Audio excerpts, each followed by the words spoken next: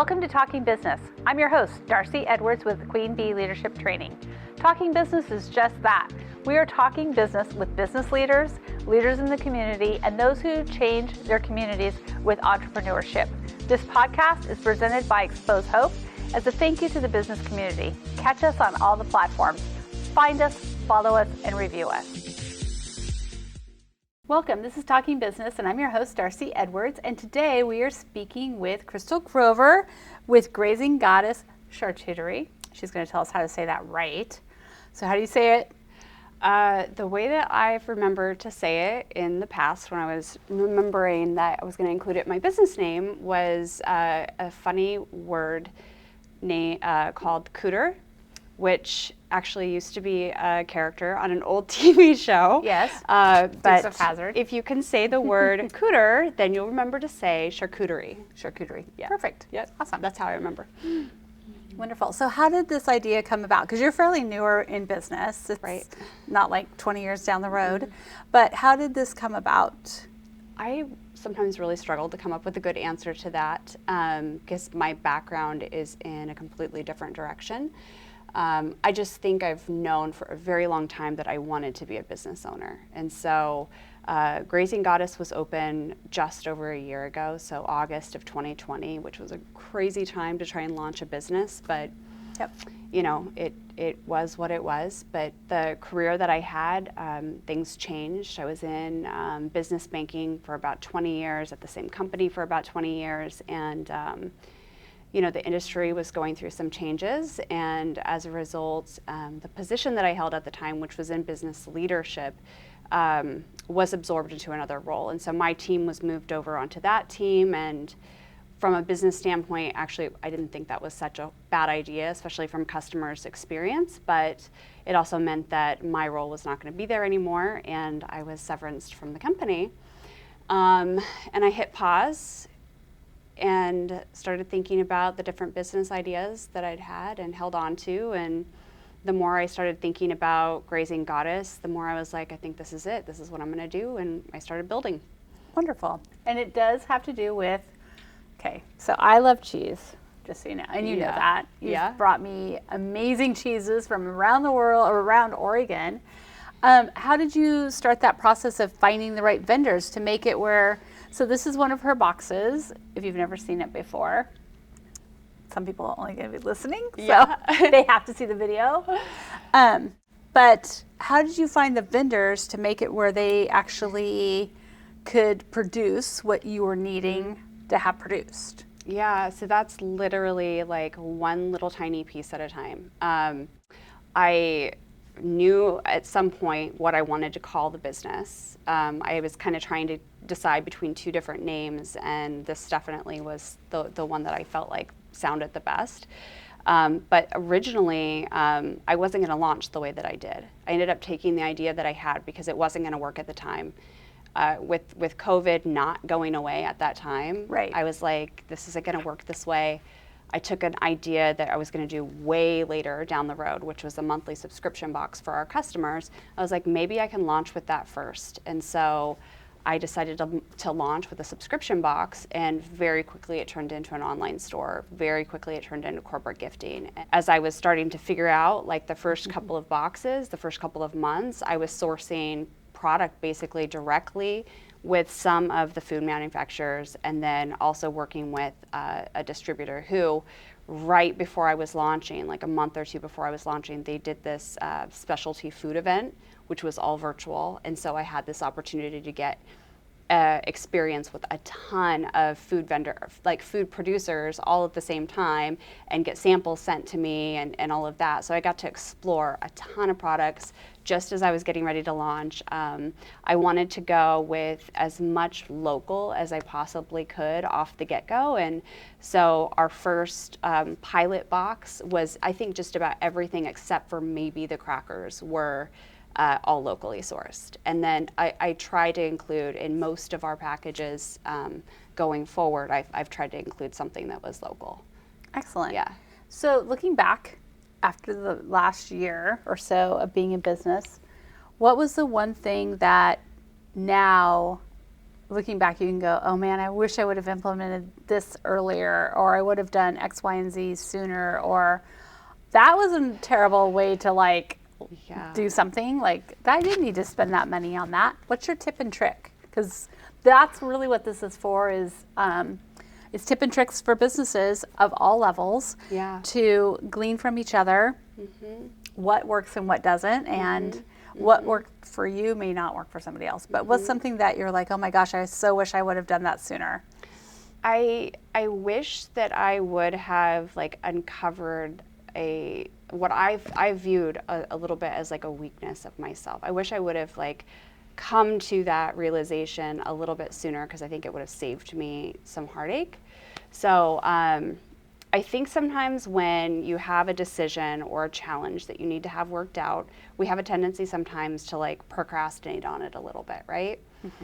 And what I've realized is that the more often I procrastinate on making a decision or fixing something, the harder that is. And so one of the things that I've been trying to focus on a lot lately is like, ooh, I'm realizing I feel challenged with this. I need to figure it out now, get it figured out now so I can keep moving. Otherwise, all it's actually gonna do is gonna drain my productivity, it's gonna drain my energy. I know that it could possibly cost me money. You know, instead of sitting on a decision that feels hard to make, I need to just make the decision so I can move on. Analysis paralysis. Seriously. Will kill you. Yes. Absolutely. Yes, and that's super common, especially when you're newer. You kind of go, oh, well, am I making the right decision? Especially if you don't have a team of like 50 to kind of bounce that off of. Yeah. So what's your goals in the future, 3 to 5 year goal? I feel like I don't even like to call it a goal, because I want to call it a plan instead. But once we are past this next holiday season, I'm going to be working towards our first official retail storefront location, which really was at the beginning of this vision.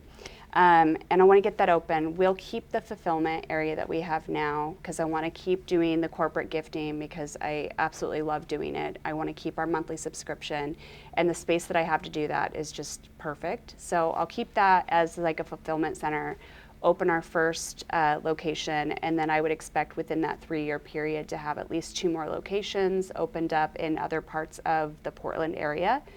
And then going past that, I'd like to turn it into a franchise and get a distribution center. Absolutely. Yeah.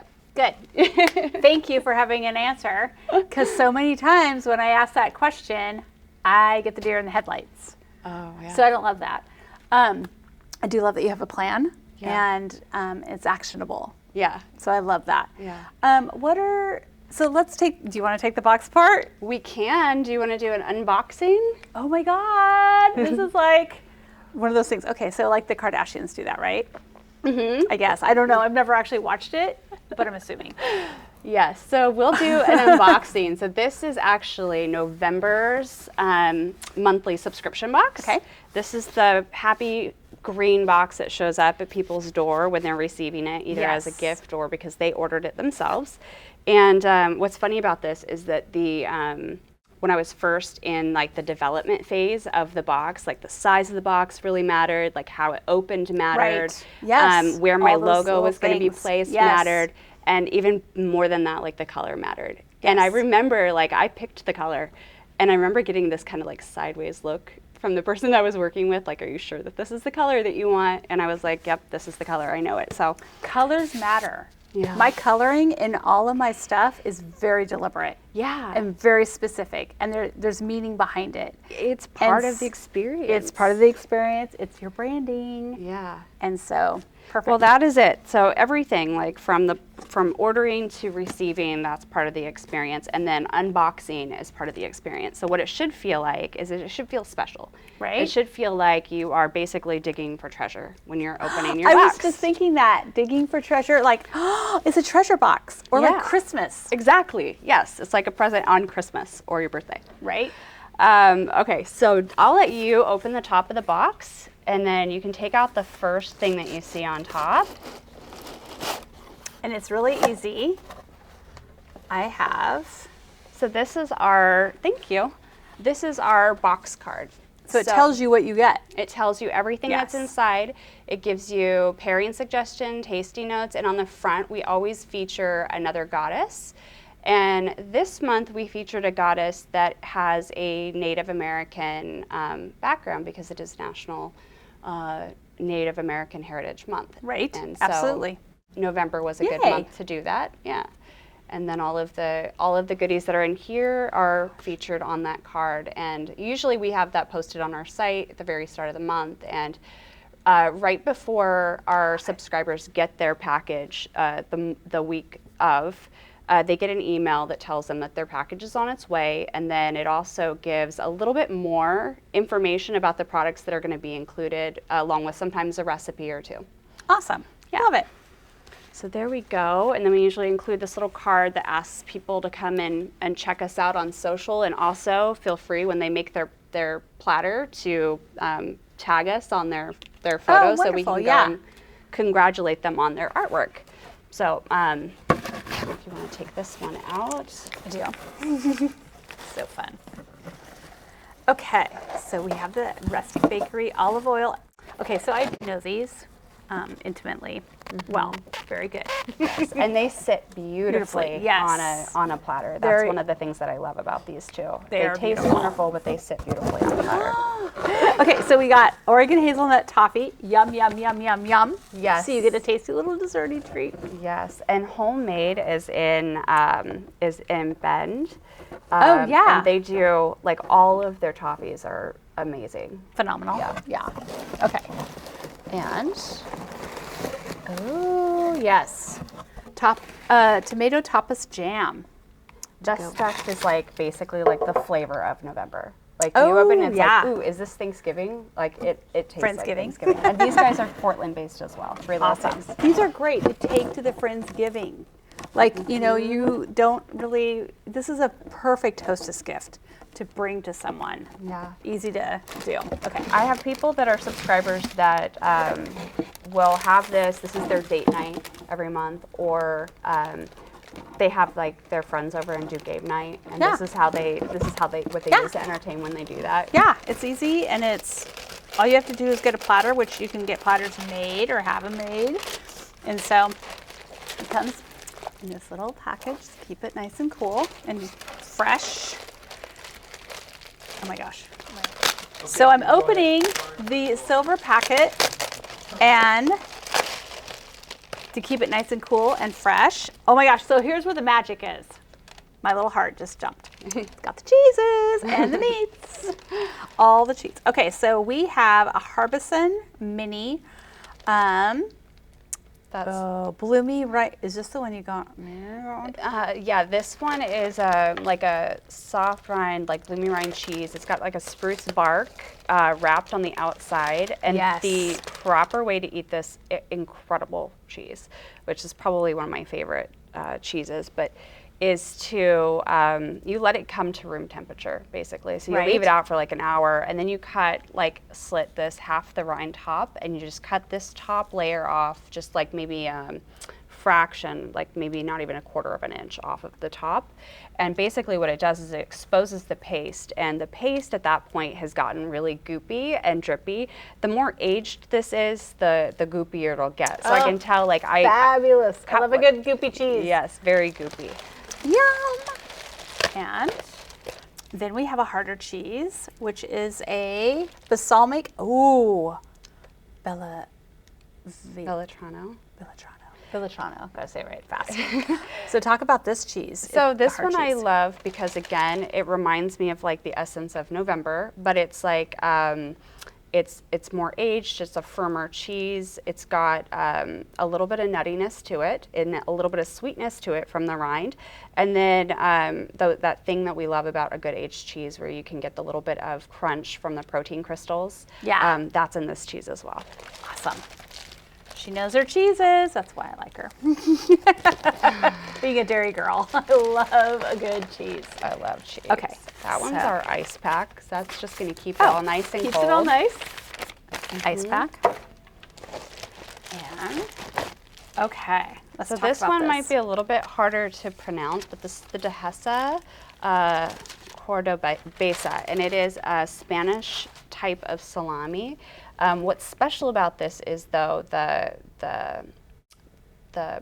pork, the pigs, the last 3 months, they feast on just acorns, and they are allowed to be like roam free. So they roam free. They only eat acorns for that last little bit, and it adds a little bit of sweetness to the meat, and it's just got wonderful seasoning and flavors all the way through it. Wonderful. And you also, I do know this because she's done it for me, she also caters events and her little charcuterie cones. Oh my gosh, they're phenomenal. I just had a party and everybody raved and thought they were just the coolest thing ever. Yeah. So we have fun making those. They look really nice in the cone stand. And I think what's great about them is that when you're doing an event, but right now, right? Yeah. People really are still like, I don't know how much contact I want people to have with the food. Right. And this is just a nice way for people to have the individual Safe. treat and not have a ton of contact with it, but then still be getting charcuterie, because you can put all kinds of things in those cones. awesome. Thank you so much for coming. Thank you. And doing an unboxing. I love a good unboxing. Yeah. Thank you for coming. I'll see you. Thank you. This was fun.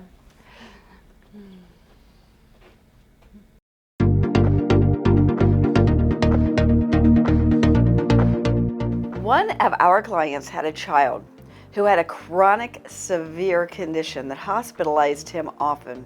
There's nothing worse than having a 2-year-old who has to be hospitalized. Xpose Hope provided volunteers to go in, provide some respite care, some compassionate service to this mom. Our volunteers would arrive with toys and fun things to do, and mom got to take a break, and we would buy her dinner down at the cafeteria. This is your Xpose Hope dollars at work. So if you'd like to donate, please go to www.xposehope.com. That's XPOSCHOPE.com/donate. Thank you. Thank you for listening to Talking Business, brought to you by Xpose Hope. We can be found on all of your favorite podcast platforms, YouTube, iTunes, all of them. Also, be sure to like us, share us, and leave a comment. Who do you want to hear from? We want to know.